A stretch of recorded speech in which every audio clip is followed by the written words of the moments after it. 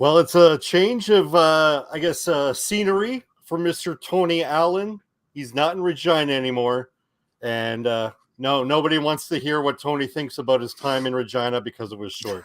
It's the Rouge Radio podcast powered by the Canadian Football Podcast Network. My name is Robert Dalton. If you're watching this live, you can see, follow me on Twitter at Rouge Daltz. And if you're watching, you can follow Mr. Tony Allen at Tony Rouge. We got tons of emails. We asked you last week to send emails. We're going to ignore all of them. We're going to ignore all of them. Eventually, we'll get to them because 95% of them are for Kevin Glenn, who is our guest next week. That's good. A small chunk of them are demanding that Tony reassess his opinion of new Mosaic Stadium. And then a good chunk of those are actually Bomber fans. I was going to say that's the only people who would want me to reevaluate Mosaic because you're crazy. That place is beautiful. Anyways, so you are you're back home. What gives? Yeah, you did not like Saskatchewan. Well, crazy world of construction / the trades. I did my 10-day rotation in Regina, and we did back to school end of summer wrap-up vacation in Edmonton. So after a 10-day rotation of 10-hour shifts, and actually I even worked the morning on whatever was Thursday. So after putting in 5 hours work, I got into a car, drove another 7.5, 8 hours from Regina to Edmonton, where I put in dad duty for 4 straight days in a hotel, which includes a water park, Galaxy Land, if you've ever been to the West Edmonton Mall. So that is not time off there, just to get into a car today and make the 5-6 hour trip back to Medicine Hat. So tomorrow I don't even get to sleep in tomorrow because tomorrow is back to school here. So the kids will be up. They'll be excited. Is it really? Yeah, we got another 10. We got another 10 days here in Manitoba. Or at least my. The thing is, this is a teacher thing, and there's going to be a teacher convention in November or something like that. That's a week off, so they push school up. To me, school before Labor Day is unnatural, but my kids are back at it tomorrow. So, but do you remember growing up like? Barely. Let's say in my day, I remember school started before Labor Day.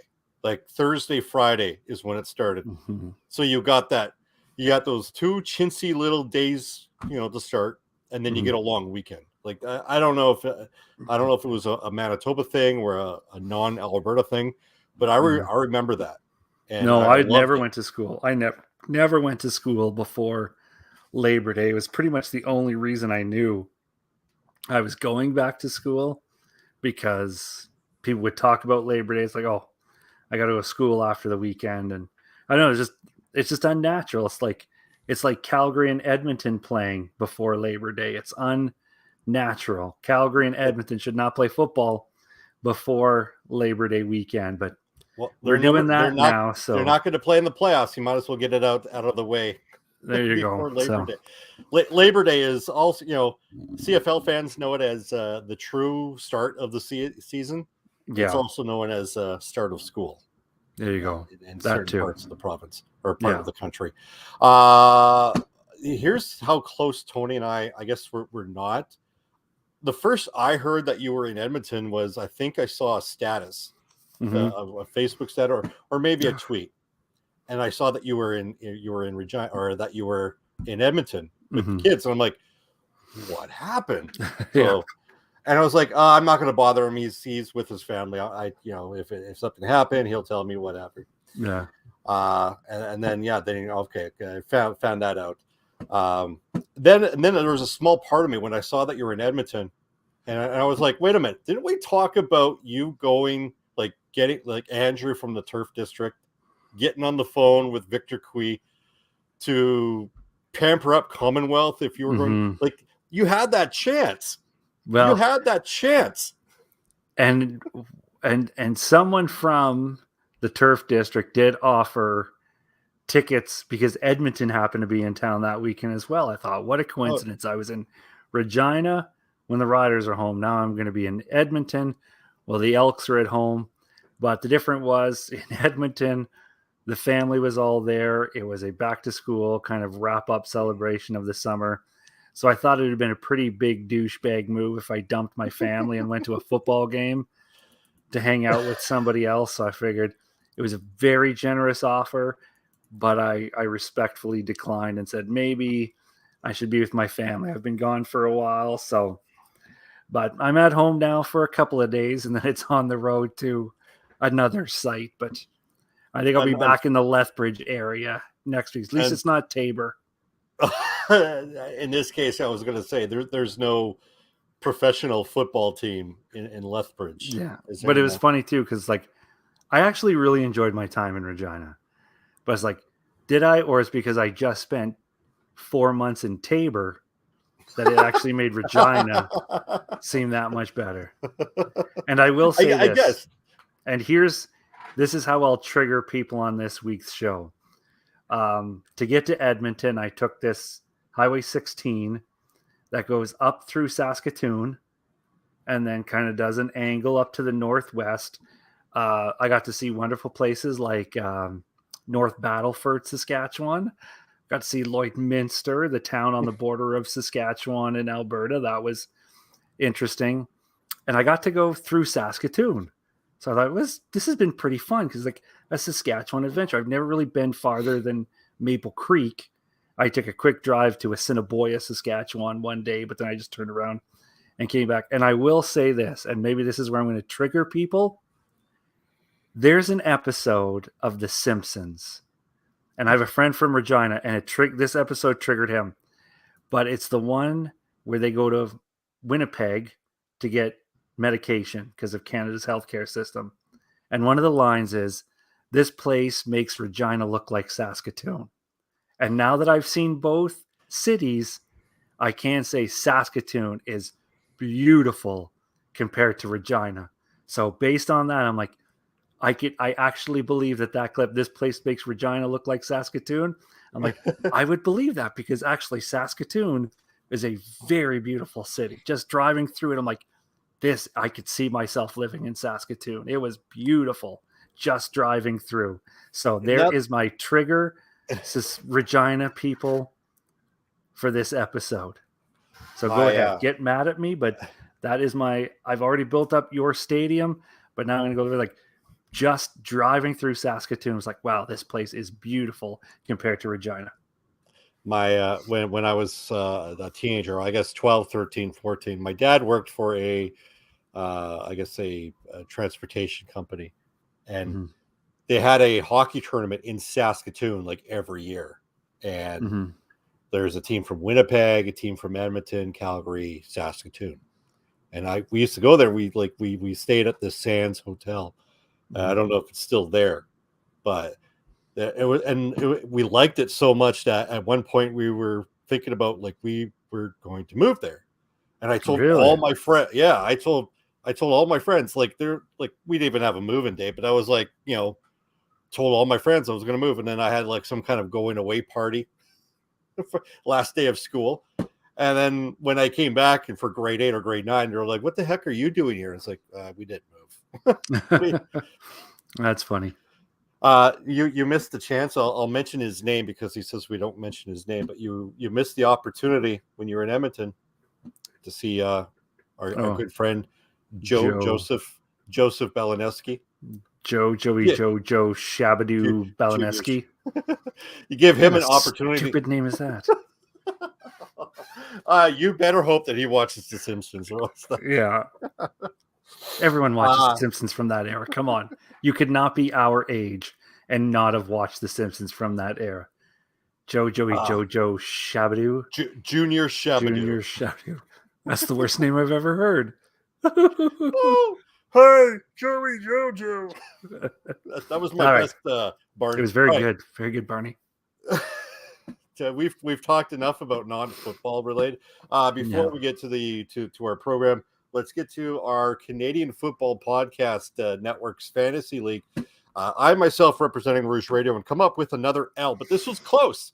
And I kid you not, I had Malik Henry, and he got me, I don't know, 31 points. I had Jake Mayer, who got me 24 points. I had Kadeem Carey, who did not, I don't think he got me that much, but I was really dependent on him. Mm-hmm. And I had a lead on, we were speaking of Andrew, I had a lead going into the final day. And Andrew from the Turf District, who I was facing, dressed the Edmonton defense and Taylor freaking Cornelius to come out with the win. And I cannot believe that guy has a horseshoe up his you know what. Mm-hmm. But I digress. So looking forward, I believe I got a wood cookie sawcast this week. So I got to get back in the win column because I'm letting you down. What's our record? I don't want to let you know. It's like 3-7. I'm like the Edmonton Elks. You're in the East Division of the fantasy pool. I guess you could say that. Yeah. So honestly, I think the whole CFL is the East Division, and Winnipeg is the West Division. But you can ask me to elaborate that on later. But it's like it's. You are. I saw your tweet. You said, yeah. You know what? We'll talk. We'll talk about this after we talk. Okay, sounds good. Let's go into the Global Rouge. These are the countries and cities that are listening to the Rouge Radio podcast. Top countries. We got your Canada. We've got your United States. We've got. You know what? Now that I'm looking at it, it doesn't give us the specifics, but it gets Europe, Asia, Oceania. So I'm guessing that is Australia. So we're popular on every continent. Yeah, we've got every continent except we lost a Brazilian listener. All right, so South America is not. Yeah, the Sao Paulo listener is not listening to us. So I apologize. Whatever we did to annoy you, I apologize. But there'll be more capoeira on the next episode. We'll get a Brazilian crew back. We will have much more capoeira in there. Google that if you don't know what it is. It's amazing. There's a movie. You've been brushing up on your Spanish. Actually, in Brazil, they speak Portuguese. And when I was off track again, but came up anyway, so I'm going off track. When I was in high school, there's a movie with Mark Dacascos called Only the Strong. And it's about ex-military, goes back to his old high school, takes all the thugs. The high school's a horrible place. And he takes all the worst students and teaches them the Brazilian martial art of capoeira. I loved that movie. I watched it till the VHS tape wore out and I had to go buy another VHS tape because that's how we rolled in 1993. So Only the Strong, Mark Dacascos, capoeira. There you go. There we go. And now we'll get our Sao Paulo listener back. There we go. So not a lot of things were trending this week, except for there's a penalty that has irritated the CFL Twitter, and I want to get your takes on this. First off, roughing the passer has reared its ugly head, and it came to fruition on the Thursday night game. By the way, you mentioned that we can talk about the East, and then there's the West being the Winnipeg Blue Bombers. Is there a possibility that we can only have two teams make the playoffs? And it's a best 2 out of 3, and it's only Calgary and Winnipeg. I love it. Like, can we get that? Yeah. Because every time, like this season, they've put on a clinic for football. It may not be the most defensively clinic, for defensive play, but it's been highly entertaining. And here's the thing: like we've mentioned it too, how it could be two bad teams, but the game can be entertaining. But there's still two bad teams. Now there feels like there's 8 bad teams and the Winnipeg Blue Bombers. Well, there's the Winnipeg Blue Bombers, Calgary, who can't seem to get defense or consistency than everybody else, or Saskatchewan that can't get an offensive line, or they'd be better. But either way, I don't know. I tweeted out that unless Nathan Rourke comes back and is 100% for the playoffs, there is no scenario where I see any of the current CFL teams, Calgary, Saskatchewan, Toronto, Montreal, now BC, without Nathan. There's just no conceivable scenario where I see these teams being able to string in the East 3 consecutive wins together with to climb the mountain and then defeating the Winnipeg Blue Bombers. I don't. I mean, and I don't want to jinx Winnipeg into any injuries. Oh, you're going to. But it's just, I don't see any of these teams being able to put that haul in the postseason and consecutively play good enough football to knock out the Winnipeg Blue Bombers. I just don't. Yeah.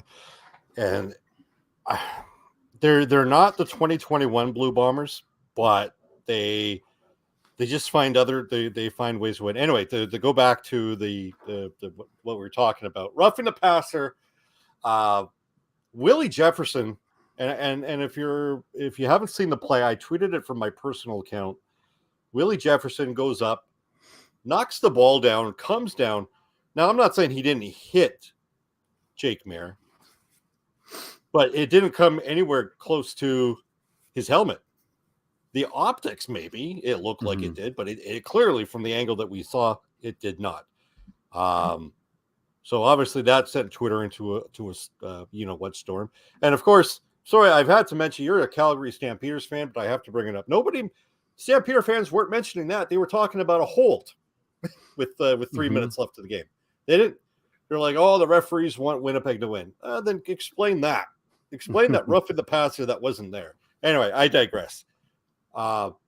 The Saskatchewan BC game, there was a roughing the passer, and I can't remember who it was. It might have been, I think it was Darnell Sankey. O'Connor. By the way, I realize I've been calling Michael O'Connell, which is, I think, Brendan Fraser's character in The Mummy. Okay. So I apologize if I've offended O'Connor's family. Yeah. Anyway, Michael O'Connor, he throws the ball. Darnell Sankey, textbook. Like, it wasn't a dirty. It was not even close to a dirty hit. It was a textbook tackle, shoulder in the abdomen, and drove him down. The problem is, because he's a quarterback, that's a penalty. And a lot of people don't like it. I don't like it. I think it shouldn't be. But Dave Naylor, if you didn't miss it, on the halftime panel said that the league actually sent a memo to all 9 teams saying that this type of play should not happen. And then it just happened to be the rider. Then, of course, the day after, and I can't remember we were talking about this off air. I can't remember if it was if it was Arbuckle or Cornelius, but obviously the opposite player, defensive player, tackled him. It was a sack. Ball still had the ball, landed on top of him, but it wasn't a shoulder to the abdomen. It was a tackle and then landed on top of him. It was obviously with force, but it was 2 different scenarios. And of course, that was not flagged, and it shouldn't have. We are dealing with 3 instances where there should not be roughing the passer, but there was roughing the passer on the first 2. I guess I have an amendment to this rule, and this is more specific to the Darnell Sankey situation. And I had an agreement with Derek Taylor, friend of the program, voice of the Winnipeg Blue Bombers. Derek Taylor said, yeah, I mean, you really can't stop when you're going at that fast. I think, and then I'll use the Darnell Sankey situation. Darnell, let me grab a pillow, actually. I'm going to get up. I'm going to grab a pillow. Maybe I don't have a pillow available. All right, I'll grab a blanket. This is, so if anybody's watching, you'll see this. Okay? Here's the blanket. Here's the quarterback. If I dig my shoulder in here and I dig down and push down, that's not a penalty. If I dig my shoulder into the abdomen and then I take 3 steps, and then that should be a penalty. But Darnell Sankey essentially got penalized for finishing a tackle. And I think that's ludicrous. That should not happen. Your thoughts on this one and my in the first 2 scenarios, because you said something On the third play, he had the ball. It was a sack. The first two plays, the quarterback had delivered the pass. Correct? He did not have the ball when the hit was made. Yeah. That's the difference between the first two scenarios and the last one. Now, whether I'm not declaring anything, but if you tell me where the defining difference is between the first two that were called and the third that was not, the quarterback had released the ball and the play should stop. Now you're talking, though, about all the gray areas. Are you moving too fast to prevent contact? Is there any way you could veer off of that contact after the ball's been delivered? Was the ball being delivered as he threw? I don't know these scenarios. I don't know how much time had passed. But if the difference in these three scenarios is in two of them, the ball had already left the quarterback and the ball had been delivered, whether incomplete, complete, irrelevant, and then just a straight sack, I could say that's where the difference is going to be to me. But like you said, with that excellent visual that will no doubt be all across the internet, go viral with Feltz's amazing. It's like watching the NFL's little mini football field where they run plays. We're right up at that level now. But the way you defined it, yes, it can be picked apart between contact and going down and picking them up and carrying them and driving them. There's a gray area you've discovered. But at the face value, in two scenarios, if the ball is gone and the quarterback gets hit, I can see those two getting flagged, opposed to one where he was just hit really hard while he still had the football. Do I say that's right? Am I saying that that's where the calls were correct? I'm not saying that. But because you asked me, would I believe the difference is, that's where I would choose to see where the Canadian Football League saw it differently. Yeah, and I understand the penalty. Like, I understand the penalty. Yeah. It should be amended, in my opinion. That's where I'm going with it. Like, essentially, like I said, because essentially you are penalizing Darnell Sankey for finishing this tackle. And essentially the first one, there was no contact. It wasn't late contact to Jake Mayer. It wasn't contact to the helmet. The objects of the positioning of the head ref at that point just had to be in a better place. And of course, the one that wasn't flagged shouldn't have been flagged. But because, I hate to put him in a corner, but because some Rider fans are claiming inconsistency, and sometimes they're right. But in this case, I think they're just kind of like, woe is me in this kind of situation. Which is every fan. If your quarterback is the one in the scenario that wasn't flagged or was the team penalized, you're always going to think, yeah, I got this worse than everybody else did, because it's the greatest crutch in sports now. The ref screwed us. You've got two fan bases that are both saying the ref is screwing them over, which I don't know how is physically possible, but it has become the most pathetically desperate crutch in sports to always blame the officials. As soon as a call, as soon as you start losing, it's immediately at CFL, your refs are a joke. At CFL, when are you going to do something about these referees? It's like, oh, let me guess, your team's losing? I'm just going to go out on a limb here, say your team's losing? Yeah, I sent out a tweet. I said, you know what? If you're not watching a game and you're just basing your opinion of what happens based on the social media commentary, look to what they're saying about the officiating and about the commentating crew.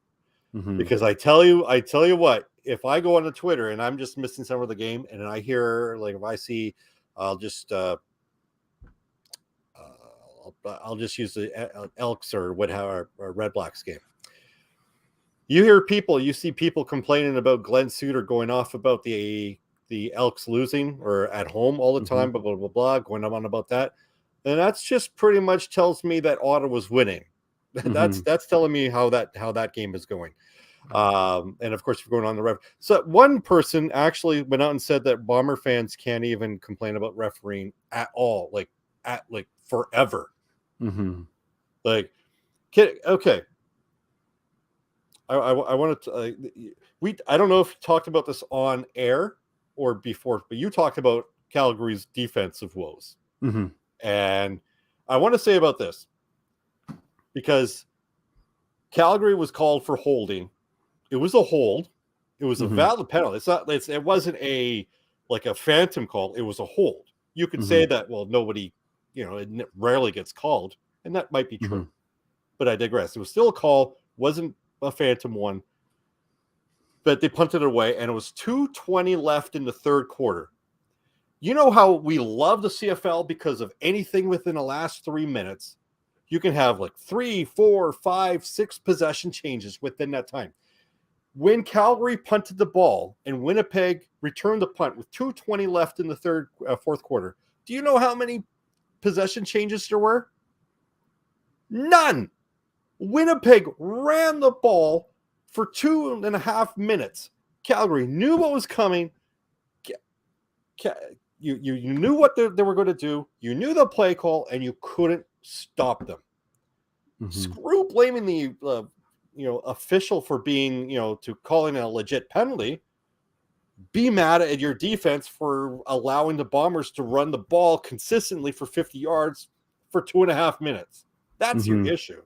But you can't do that because that would like you would take that away as people would say, well, if I complain about my team being craptacular, I'll get my fan card taken away. No, you could still be a fan and criticize your team. That's what makes you a fan. You can still criticize. You can still cheer for your team, and you can still acknowledge that, hey, I think that's a bad call, which is fine. Yeah. You can't really blame a game where you failed to stop a team for 2.5 minutes when you needed to stop. Yeah, I listened. I was driving from Regina to Edmonton, but I listened to the majority of that game on the way the Winnipeg-Calgary won. And even at halftime, Calgary had a 1-point lead over the Bombers. And I love the crew at QR77. I've been listening to them for 23 years since I got to Alberta.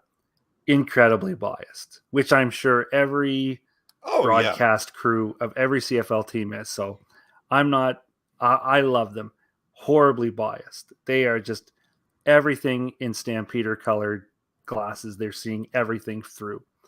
So at the halftime, when they're talking about such a great effort from the offense, which was true, pretty darn good effort against that Winnipeg defense.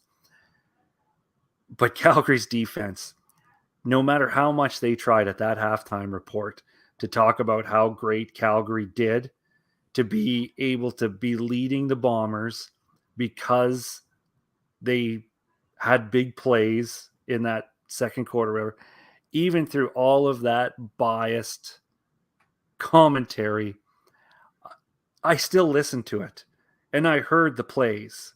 No matter how you candy coated them, a 2-and-out still sounds like a 2-and-out, no matter what you say or excuses you have.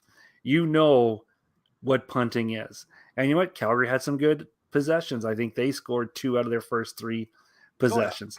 But it was clear Calgary's defense was doing nothing. And even with the lead, and I can think back to Calgary games I'd watched previously, and pass interference on Calgary's defense, like holding on Calgary's defense, as irritating as it was, I can't keep blaming the ref all the time. If the ref keeps calling it, there's clearly a reason you keep calling it. And I can watch the Calgary Stampeders. I love my team, but I'm not going to love them to the point where I look like an idiot. Because to me, the only fan that is worse than the sky is always falling fan is everything's going to be fine fan. That fan is, I don't know if they're worse than the everything is always negative, but that fan who is always like, things are going to be great. It is one game. Don't worry. Dave's got this figured out. We're going to do great. The defense is perfect. That was great. Like, those fans is like, why do you even watch the game then? Just look at the final score. And if they won, be happy. And if we lose, be happy because next week we're going to play again. And thank you for just existing. Like, I hate those fans almost as much as I hate the everything is always horrible fan, because I follow both on Twitter. That fan is like, we can win, but the defense was horrible. That was a horrible play calling, horrible fourth quarter, horrible play calling in the fourth quarter. Like, I can criticize a win because there could plays for, but there's fans like no matter what they do, it's always bad. And the only one more irritating than them is everything is going to be okay. Don't get so upset. It's only one game. Everything is going to be fine. And then when you lose in the first round, it's like, oh, thank you for the wonderful season and thank you for just existing. And I love just being like, those two fans are the worst. I like the fan that can be happy, but can look at games individually from week. I don't know how I got off to this tangent just because you were talking about fans, but I ended up on this soapbox, and I'm not really sure how that relates to what you just talked about. But you opened Pandora's box on this one, apparently, for some reason, just talking about fans blaming the holding call. But that's that's our new title of the podcast: "Be a Fan," or what have you. If you're watching it, you can see at the bottom, it's scrolling. Obviously, our partnership with Sports Interaction. We have our own little personal website, sia.com/rouge. You make your deposit. Your first deposit upon signing up will be matched up to 100%, up to $500. I put some bets down, and if you've actually followed me on TikTok at Robert Daltz, you would know that I actually had some videos, and it's actually good because it's actually probably up to a couple hours before the game. I predicted, I knew Winnipeg would win, but I had Calgary covering the spread. That was good. They covered the spread, and I knew it. So if you went with that one, you won some money. I did, however, get it wrong that they would be under. They did not listen to me on that one. I also went Saskatchewan covering the spread. They won, so obviously they covered the spread. And I also had the under on that one, which they did. I had Ottawa. I actually had Ottawa covering the spread. But I think on the show I had Edmonton winning straight. Actually, no, I think I had Ottawa winning straight up. But I definitely saw them win because these two teams just cannot win at home. I don't know what it is about these two teams. But again, if you want some of this content, obviously now that we're going to be changing our broadcast schedule from Sundays or Mondays to Wednesdays, we'll be a little bit more consistent with so maybe I don't even have to create these TikTok videos to do that. We'll actually have all this stuff down here. I can't believe you actually have a TikTok. That's crazy. I know. You're on everything, eh? I try. Good. Let's get to week number 13. The real season starts, and coming off the bye, the Montreal Alouettes host the Ottawa Redblacks on, I believe it's on Friday, because there's no more Thursday night games. Tony, where do you see this game going? Again, a whole league of inconsistent football teams. That's all. I love the Canadian Football League, and the season started very well. But we are just a league of 500 football clubs or below 500 football clubs. But then you got BC and Winnipeg, but who knows what's going to happen to BC without Nathan Rourke. Then maybe they can stop the bleeding a little bit, but Nathan Rourke was so critical to the BC Lions. And Calgary, again, very inconsistent football club, but a little bit better fighters. None of that, I mean, you got Saskatchewan at 6-5. Like, it's just a league of 500 football clubs. Again, I love the Canadian Football League, but I'm not afraid. Again, be a fan, hate your team kind of mentality. How about that be a real fan and hate your team a little. That should be the motto. Love your league, just hate it a little bit, you know? The only way you could actually, here's a line, old movie buffs. The only way to here's the quote, the only way to hate it is to love it a little bit. So the opposite of what I'm saying, what movie did I just quote? The only way to hate it is just to love it a little bit. That sounds familiar. Yeah, it's an old movie. I can't even remember the name of the movie right now. Anyways, that aside, Montreal and Ottawa, we're talking about teams. Ottawa is consistently bad who can stick in a win. Montreal is just one of those, who knows what they're going to do. They are contenders in the East, which isn't hard to do, but they're in that mix. They're not better or worse than Toronto. They're not better than worse than the Tiger Cats. Actually, I even had someone text me on the weekend. I wouldn't say it was a backhanded compliment, but an attempt to compliment. It's like, for however wrong you were about the BC Lions, you nailed the Tiger Cats. They are not legit. So I did appreciate that text. And Montreal can be anywhere. I think Montreal is better than the Ottawa Red Blacks. I don't have a lot of faith in Nick Arbuckle to continue to save Ottawa. I'm not really sure what to do with Ottawa right now, but I don't trust them enough to win on the road in Montreal. I'm going to take the Alouettes 23-13 to kick off Labor Day weekend. Yeah, we don't have the point spread here, but I am feeling comfortable that Montreal would cover. I'm probably willing to bet that it's probably going to be somewhere between 5.5 to 6 points. I'm comfortable with having Montreal cover that. And I don't even know if it's I have confidence in Montreal. It's I don't have confidence in Ottawa. Like Nick Arbuckle was good against Edmonton, but he's going to have to be better against Montreal. Like Edmonton, there's a reason Edmonton is 3-8. Montreal is 4-6. Not much better. Like really not much better. Like one more win than the lowly Elks and 2 more than the Red Blacks. Like that's the difference. But I like Montreal coming off the bye, 2-game winning streak. I like Montreal covering, and I'll go ahead and say that they win this one, but it won't look pretty. I'll say, you know what? I'll say 26-16. I'll take that one. Second game of the week is the Battle of the Prairies, Saskatchewan hosting the Winnipeg Blue Bombers. I will flat out say this.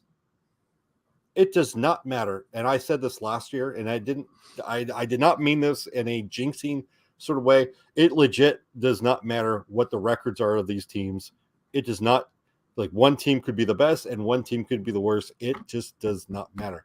In this kind of scenario, I know the scenario is kind of relatively the same than last year, where Winnipeg was just, they were just finding their groove before they went on that run. In fact, the scenarios are relatively the same. They lost their first game of the year last year. They barely beat Calgary. And then they went to Regina in a home-and-home series. This year, it was, there's a bye in between there. They lost to Montreal. They had their bye. They barely beat Calgary. And now they have the home-and-home. So the scenarios are relatively similar. Everything's the same in Regina, though. Their defense is good. They just don't have an offensive line. By the way, how weird is it that Cody Fajardo threw for 300 yards against BC but got sacked 7 times? If I told you that a quarterback got sacked 7 times, he's probably throwing multiple interceptions and he's throwing for maybe 200 tops. That's amazing. I got to give credit where credit is due. Going back to this game, I think Winnipeg is the better team. And I think Winnipeg may, they'll probably be favored. But I think Saskatchewan will win straight up, and I think Saskatchewan will end up covering the spread. But I am going to say that this is going to be a 28-20 Saskatchewan Rough Rider victory. Where do you see this one going? Yeah, doesn't matter if a team is, like you said, doesn't matter if a team is good. Means nothing going into this Labor Day Classic. On this instance, though, Winnipeg is better. Winnipeg's going to win. I don't think, as much as you want to hype up that rhetoric, I don't think Saskatchewan matches up with Winnipeg at all. Fajardo can scramble. He might buy you some time. That Winnipeg defense is going to eat him alive. And the way Winnipeg moved the ball through the Calgary Stampeders last week, I don't see Saskatchewan having that much better of a defense that they can shut that down either. And they are just generally not good enough overall to be beating the top tier teams. And I just don't think, all due respect to the mentality of everybody beating anyone on any weekend, I think Saskatchewan is a 500 football club. Winnipeg is where they are because of what they are. and I have Winnipeg winning 37-13. Oh wow, Yeah. that's amazing. I Especially hope. after Calgary giving them such a contest, Winnipeg's going to be out to prove it again that they Yeah. are who we think they are, but not in the negative sense that clip's always used. Next is the actual Labor Day Classics, because it's actually on Labor Day. Doubleheader, Toronto in Hamilton. Where do you see this one going? The Toronto Hamilton one, again, I want to go to Toronto. I just don't believe in the Tiger Cats. I don't believe any of their wins was an indication that they have more potential that we've seen. I don't believe that their record isn't a reflection of how good they are, because I think their record on some occasions can flatter how they've played this year, and it's a horrible record. The Tiger Cats are not a more talented football club with some bad luck. They've earned every loss. They've looked like the loser in every game they've been defeated. They are not a more talented group out of the East. And the difference between Toronto and Hamilton is Toronto on occasion seems to be able to overcome a lot of the adversity. Or they just have Homer McLeod Thompson to weave his Homer Simpson magic and pull out a win, and we don't know why.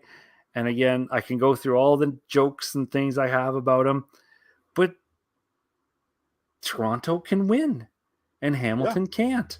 That's just, I think it's that simple. And so I'm going to take Toronto to win this one despite being in Hamilton 23-16. Yeah, I'm we talked about it last week, Toronto being inconsistently consistent or vice versa. I think this is one of those things that it's Labor Day, it's Toronto being inconsistent. They weren't pretty doing it, but it was against Hamilton. But I think it's just this Labor Day games, this Labor Day aura just has a weird way of working its magic that I don't.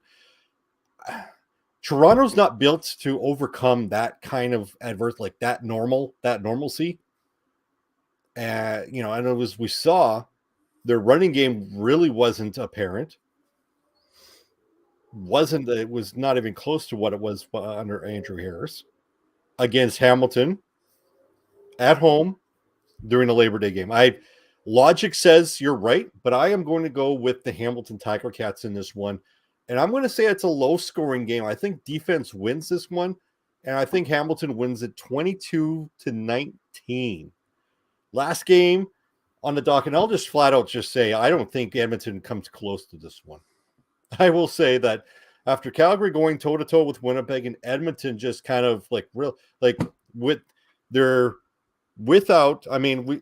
don't know at the time of this recording, we don't know what's going on with Kenny Lawler. He was limping a little bit. They're without Manny Arsenault. If that's gone and Ante Milinovic-Litre is your running back, you're toast. You're done.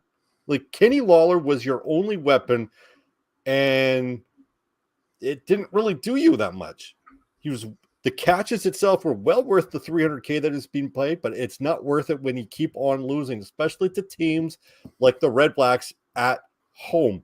Calgary is just going to have a chip on their shoulder. I think Calgary wins this handily. And I think they're going to bet the over, because you might get some garbage time points by Edmonton. But I think Calgary wins this one 45-15. Tony. That's massive. I don't even have that kind of confidence in my team, but I do have enough. I tell you, Jake Mayer against the Bombers defense. Jake Mayer made Reggie Begelton, Kamar Jordan, and Malik Henry look all-star. Now, Malik Henry has had a good season this year, but those other two, with Bo Levi Mitchell, no disrespect to Bo Levi Mitchell, but Jake Mayer made them look young again and relevant again. You have that. You have the momentum of how that offense was running against Winnipeg. I don't see how Edmonton makes this close. Continue. No, and it's funny you mentioned that too, because I don't want to start turning on Bo Levi Mitchell or sound like I'm turning on Bo Levi Mitchell here. But it is hard not to notice how Kamar Jordan looks better with Jake Moore as the quarterback. And we were kind of blaming Jordan for everything.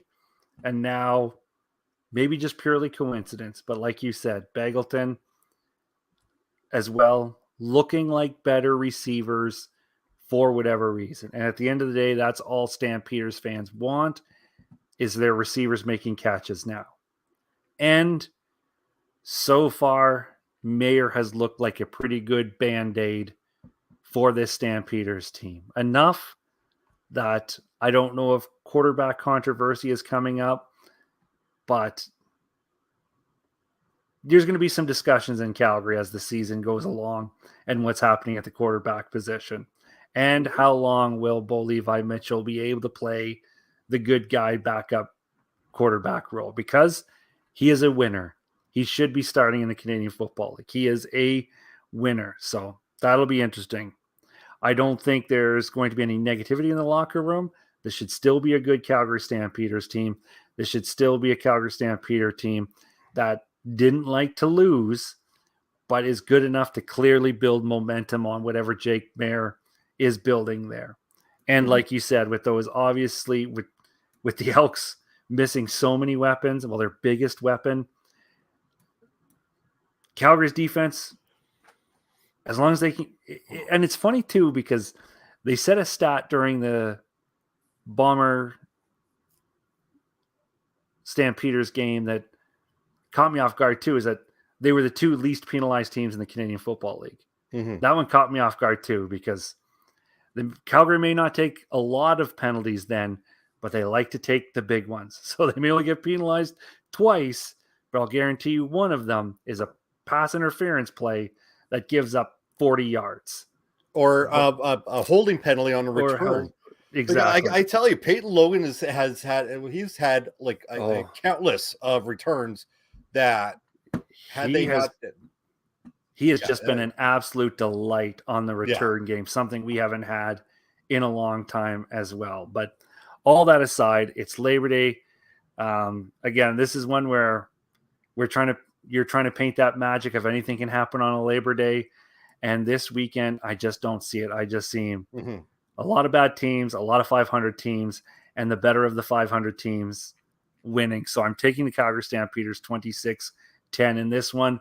Although, like you said, there could be some garbage time points, or there could be just a stupid-ass defensive pass interference in the end zone that marches Edmonton up to the 1 yard line, and then they just plunge in for some bonus points because the stupid DBs or whatever cannot keep their hands off of receivers. Yeah. I just don't see Edmonton keeping this close at all. No. That'll wrap it up for episode 449. By the way, we got a lot of emails going for Kevin Glenn. Kevin Glenn, do you want to touch on the one tweet that we got? I sent out a sure. You want fake gainer? What's the number one trait hot chicks look for in a dude? My response is their favorite CFL team from the Twitter account. Do you want to give some love advice to fake gainer? What was the question again? What's the number one trait hot chicks look for in a dude? The size of his feet. I see where you're going with that one. Honestly, I thought we were going to mail it in this week because I was so excited for next week.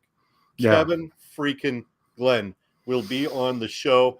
Again, keep your emails coming in, keep your tweets, send them away. We will do our best to ask Kevin those questions, and I might even do show prep next week. That's how excited I am. Shh. You got to tell everybody that we do show prep every week. There you go. That'll do it for like I said, episode 449. Final thoughts, Tony. No, Saskatchewan. Beautiful province you got over there. I will admit, Saskatoon is beautiful. That's a boring ass drive, the number 16 highway. If you ever got to take it, bring a lot of good music with you, because that is a gnarly drive if you ever have to make that one. That's the only advice I have, is watch that drive. She's a long one. Another email as a close in. Listener says, why do you always say thanks for listening when you end the podcast? You have a little robotic eye that says thanks for listening too. It almost seems irrelevant. I was like, I don't know.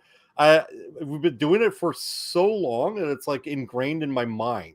Mm-hmm. So with that being said, that'll do it for episode 449. Again, you can follow us on Twitter at Rouge Radio. You can like us on Facebook at facebook.com/Rouge Radio and search for us, subscribe to us on YouTube, and of course, search for me on the TikTok, because I'm old. I'll call it the TikTok at Robert Dultz.